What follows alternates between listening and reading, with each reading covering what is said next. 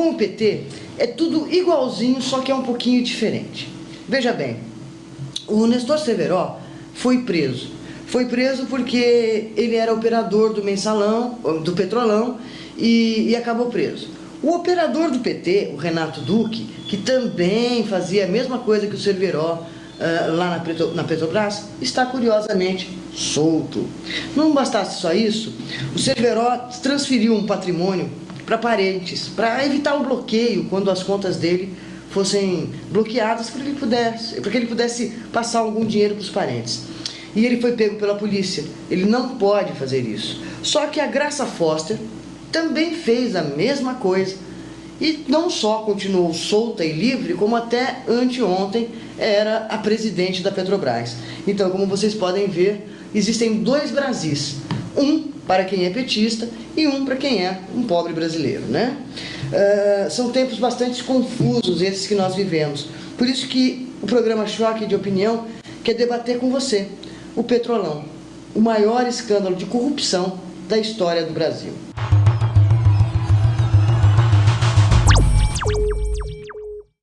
Vamos explicar para você hoje como foi a queda da Graça Foster. Tudo começou mais ou menos assim. No mesmo dia em que a presidente Dilma escolheu para falar pela primeira vez com os seus ministros e passar ali as coordenadas de como vai ser o novo governo, quer dizer, o velho governo com essa nova cara, paralelamente a Graça Foster estava se reunindo com executivos da Petrobras na tentativa de fornecer um balancete do último trimestre da Petrobras. Esse balancete já deveria ter sido feito há muito tempo atrás, antes da virada do ano, e ele corresponde ao terceiro trimestre, ao último trimestre, na verdade ao quarto trimestre do ano que passou. Ele já tinha sido adiado 2 vezes e desta vez ele precisava trazer um balanço real da empresa. Pois bem, esse foi o grande desafio da Graça Foster. Ela conseguiu, sem ficar ruborizada, depois de 12 horas de reunião, a reunião entrou noite adentro, e eles tiveram a audácia de apresentar para a gente um relatório, onde a Petrobras teve um lucro de 3 bilhões de reais. Isso se deixarmos de lado os 88 bilhões de reais. Ela teve um lucro fora o prejuízo. Exatamente, que eles não sabem para onde foi, Paulo. São 88 bilhões de reais que desintegraram e que eles não conseguem nem mostrar pra gente como... O motoboy saiu para fazer o depósito e perdeu uma lote. Com certeza. Passou num buraco, caiu ali do banco da moto dele lá e ele perdeu. Mas enfim, eles não sabem dizer pra gente até que ponto foi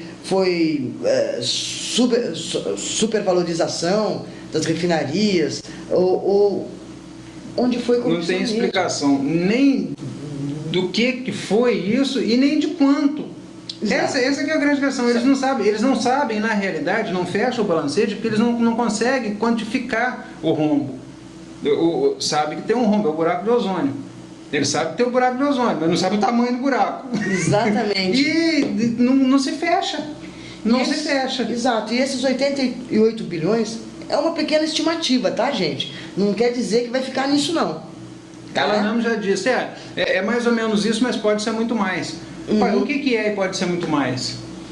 Olha, pode ser você concluir, por exemplo, porque é uma vergonha, né? Você descobre, por exemplo, que a Coperj, que foi uma refinaria em que investiram 3, 4 milhões em terraplanagem, foi jogado fora. As obras estão paradas, eles não sabem se eles vão retomar, né? A Abreu e Lima, que a gente podia chamar de Abreu e Lula, porque ela foi totalmente bancada pelo Lula, que enfiou a Venezuela, que entrou rapidinho e falou, não, a gente topa, e não pagou um centavo e sumiu e deu calote e ficou por isso mesmo, e a gente assumiu o prejuízo. Ela estava orçada em 2 bilhões e meio de reais. Ela foi concluída agora, está operando ainda meia boca, não é na sua total capacidade, e ela custou 20 bilhões de reais. Dificilmente essa refinaria vai se pagar. Dificilmente.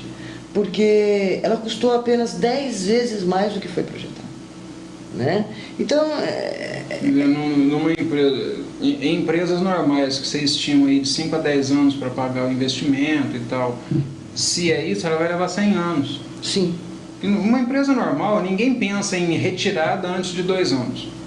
2 anos é para você reinvestir. Pagar o investimento, realmente, você dizer, eu paguei tudo que eu investi aqui, ninguém pensa nisso em menos de 5 a 7 anos. A média é 10 anos.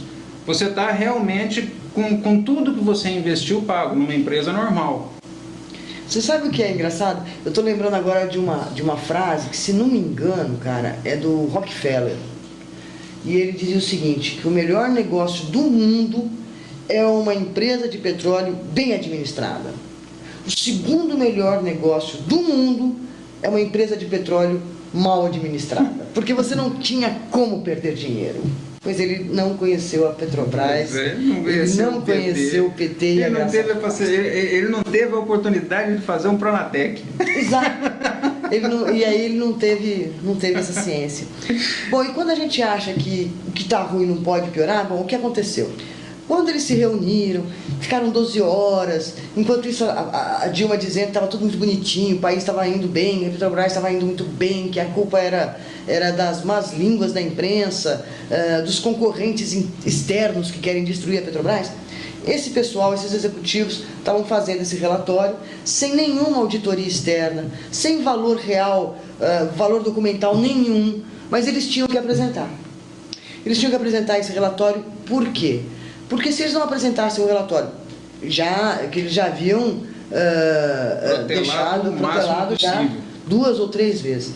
Se eles não fizessem isso agora, eles teriam que responder a alguns credores. Eles teriam que quitar algumas dívidas que foram feitas em prestações, que era crediário, de uma vez só.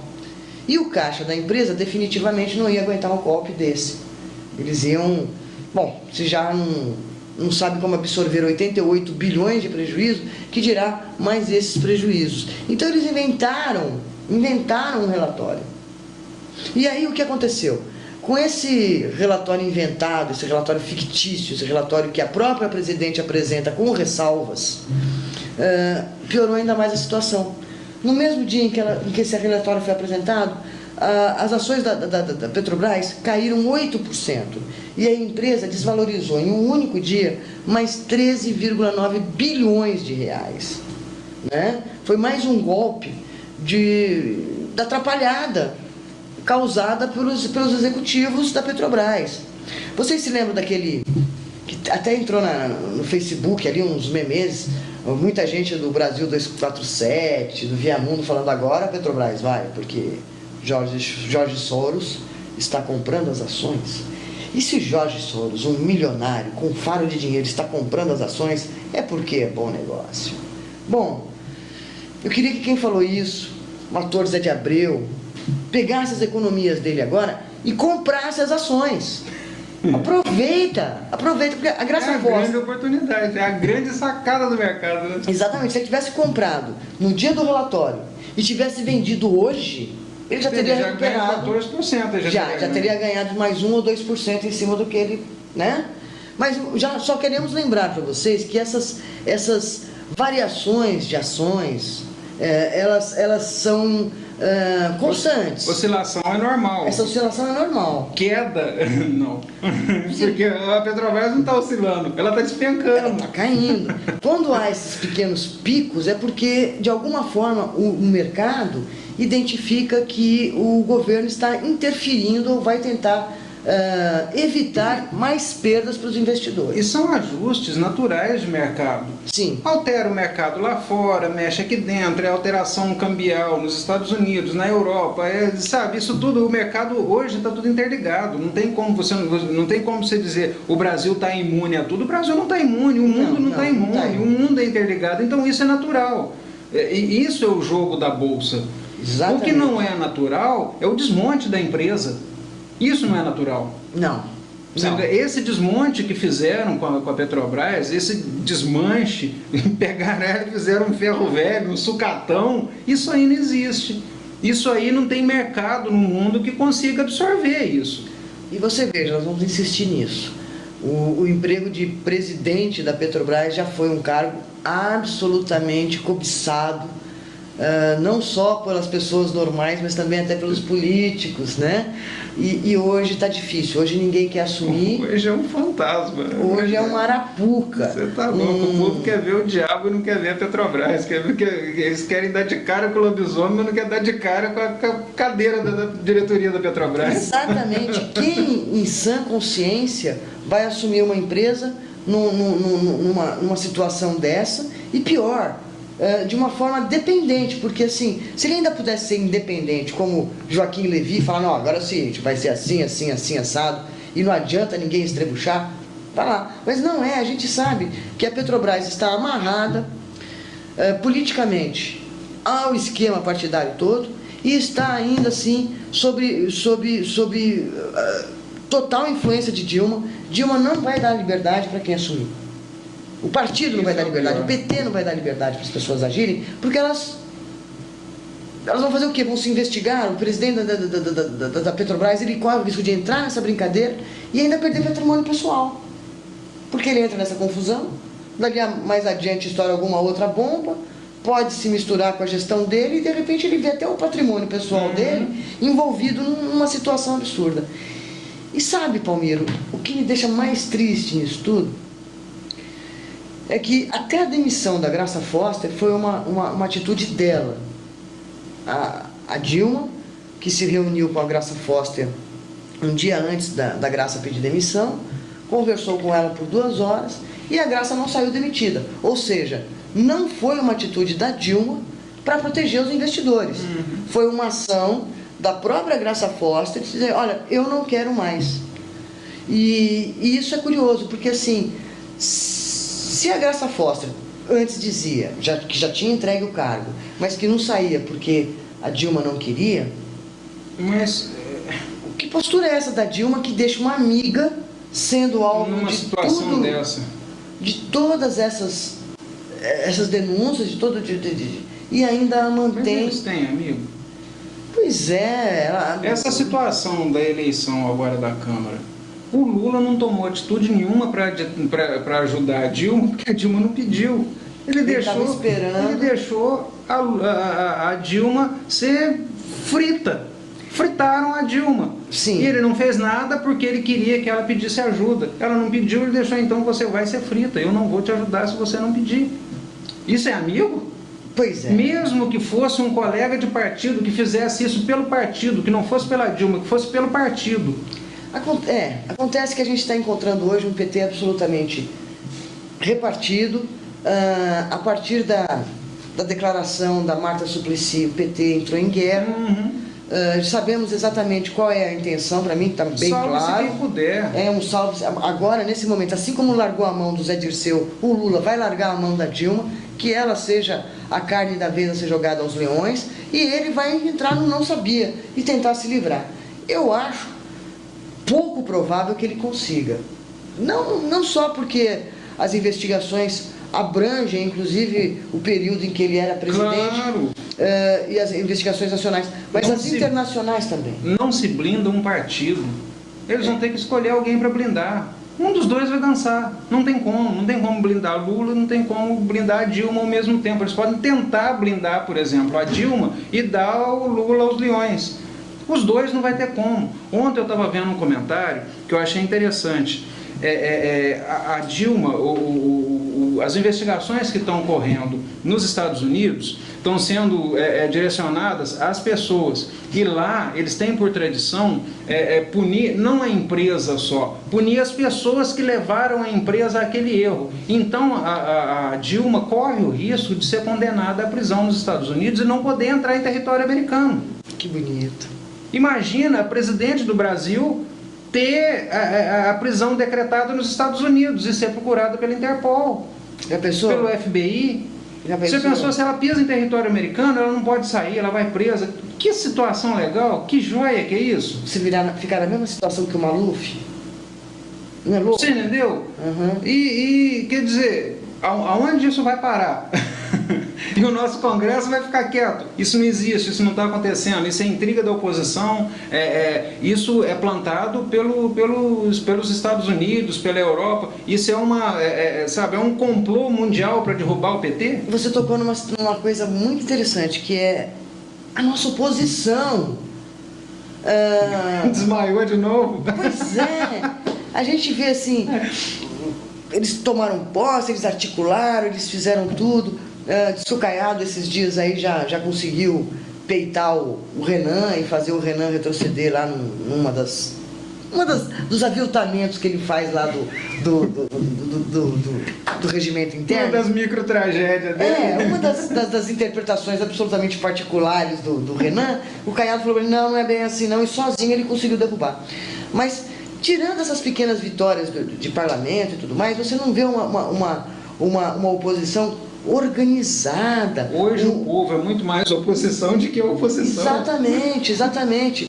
Dilma foi vaiada em Mato Grosso do Sul 2 vezes, onde ela esteve na sua primeira visita de 2015.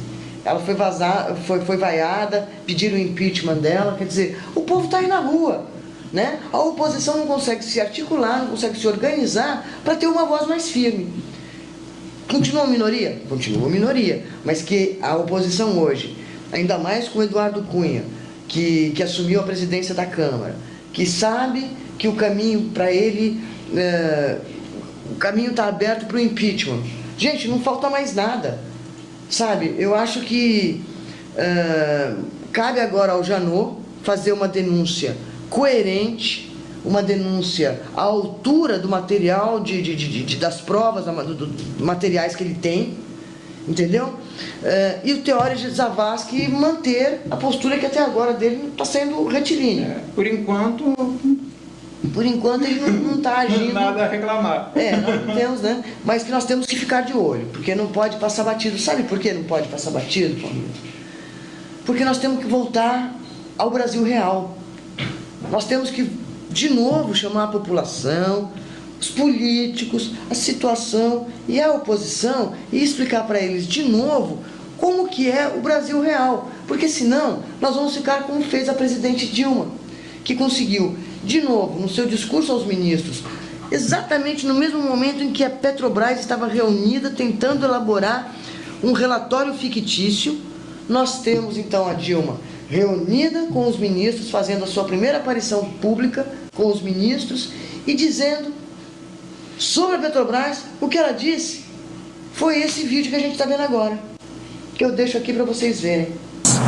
Temos que continuar apostando na melhoria da governança da Petrobras, aliás, de todas as empresas privadas e das empresas públicas em especial. Temos de apostar no modelo de partilha para o pré-sal, temos de dar continuidade à vitoriosa política de conteúdo local. Temos que continuar acreditando na mais brasileira das empresas, a Petrobras. Gostaria de falar para vocês agora, podia passar mais rápido, por favor? Que toda vez que se tentou no Brasil, toda vez que tentaram no Brasil desprestigiar o capital nacional, estavam tentando, na verdade, eu vou preferir ler, sabe? Estavam tentando, na verdade, diminuir a sua independência, diminuir a sua concorrência. Agora, o que eu acho interessante ser observado é que Dilma não é burra. Não. Ela não é grossa e ela não é burra. Eu acho que isso aí é parte de um teatro. Quando você chega num ponto-chave da conversa, todo mundo esperando que seja dito a respeito da Petrobras, que seja feita uma explanação, uma explicação do que está acontecendo, qual é a posição do governo com a Petrobras, ela dá um esporro no menino do TP e passa direto no assunto e não fala nada.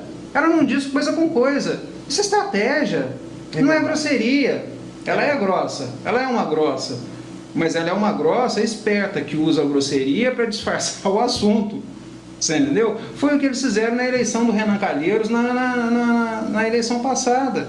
Quando puseram o Renan Calheiros, arrumaram aquela discussão de homofobia, Sim, levaram o pastor Marcos Feliciano para e depois todo mundo brigando com todo mundo, que a estratégia do PT é o que o PT melhor sabe fazer, bota preto brigando com o japonês, amarelo com azul, e gay brigando com pastor e não sei o que, enquanto isso ele rouba-se, coloca-se nos cargos-chave quem eles querem.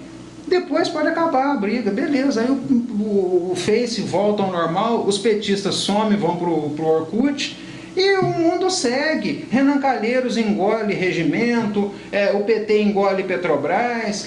Não, e cada vez mais o Lula prepara para 2018. Não, e cada vez mais eles perdem o caráter, né? Agora, se você viu quem é a nova contratação do governo para os assuntos estratégicos e tal, é o irmão do Zé Genuíno, que teve um assessor que foi pego com 100 mil reais na cueca. Tá lá o cuecão de volta. Exatamente. O deputado José Guimarães, não é que ele chama? É o irmão do José Genuíno. Ele já se pronunciou, inclusive, a respeito da regulamentação da mídia, que tinha que regulamentar a imprensa, que inclusive ele assumia essa bandeira, ele assume essa bandeira num dos vídeos que tem aí do PT, e ele agora é o novo homem que vai articular o governo com o Congresso. Mas só um adendozinho, a regulamentação da mídia eu acho que não vai. O PMDB, inclusive, já tirou isso de uma pauta de... O Eduardo Cunha, né? Porque o Renan colocaria. Mas mas o PMDB, em reunião de partido, eles puseram isso em votação e o PMDB decidiu em bloco que isso não vai passar. Ótimo. Que eles não vão deixar. Isso é uma resolução de partido. Sim, mas não se esqueça que o que o PT mais faz... É comprar a opinião alheia. Por exemplo, é a arte de alterar palavrinhas. Né? Lembra? Sim, superávit. Claro. Eles simplesmente tiraram a palavra superávit e trocaram por resultado. Pronto, superávit é um resultado obrigatoriamente positivo. Resultado é resultado positivo, negativo. O resultado é o que vier. Né? Então é uma palavrinha só. No caso que você estava falando agora assim, por exemplo, agora eles estão lutando para aprovar a nova proposta do Eduardo Cunha, além do orçamento impositivo, que é o orçamento que já vem com as emendas dos deputados, eles não têm que passar pires, eles não têm que entrar no toma lá da cá do governo. Além desta proposta dele do orçamento impositivo, que ele já vai colocar em pauta, que o PT já derrubou uma vez, mas ele vai insistir, ele também insiste que ele não vai colocar nem a regulamentação da mídia e vai trabalhar a reforma política, que não é a reforma política do PT. Mas o PT está doidinho para colocar ali no meio da história a cláusula de financiamento público de campanha, de proibir as empresas de injetarem nas campanhas e ser só pessoa física e dinheiro público. Meus amigos, vocês se lembram do pagamento da multa dos mensaleiros? Surgiu dinheiro, apareceu de 5 aqui, 10 ali, 15 ali, e de repente em uma semana se conseguiu somar milhões. Recolheu tudo e pronto.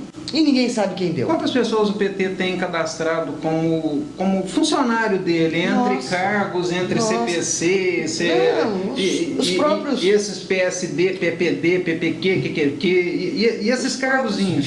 Os próprios filiados. Eles não ficam desempregados. Não. Petista não fica desempregado. Não. E por isso estão todos felizes. Esse é o desafio que a gente lança. Você conhece algum petista desempregado? Por favor, entre na nossa página choquedeopinião.blogspot.com. Deixa lá tem um espacinho para você deixar suas opiniões, suas dúvidas, deixar perguntas e colocar também, inclusive, isso. Um único petista que você conhece. Desempregado.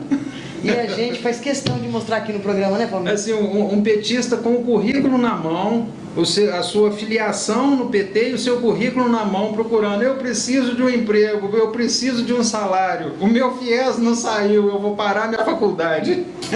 Nós queremos achar um, né? Bom, por hoje então é só. Fique com a gente que no próximo programa tem um pouquinho mais de informação pra gente. Nosso tempo estourou, mas foi um prazer estar com você. Obrigada, Palmiro. Obrigado. Grande abraço, até o próximo.